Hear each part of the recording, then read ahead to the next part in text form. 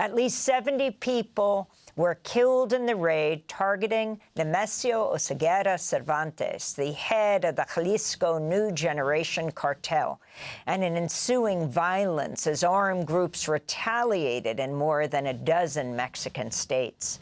Suspected gang members blocked highways and set cars on fire, buses and businesses, while clashing with security forces. What happened on Sunday is just part of a longer, decades-long approach to drug interdiction that is highly militarized, that focuses on punitive actions, and that in the end only ends up generating more violence and doesn't do anything to stem the flow of drugs.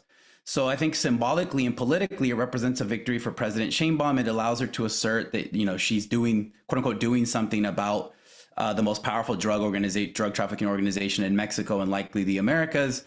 It allows her to stave off some of the pressure from Trump, right, to assert Mexican military power against these criminal organizations.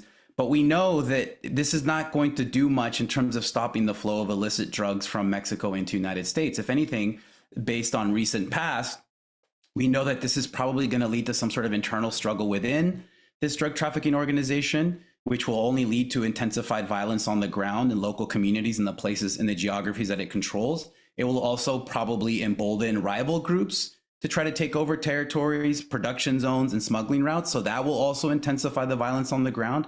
And this is just a phenomenon of the so-called war on drugs that the US has led globally since the end of World War II. The burden of this war always falls upon the very bottom of the hierarchy within this political economy, on poor people, on poor peasant farmers, on low-level street dealers, on low-level consumers.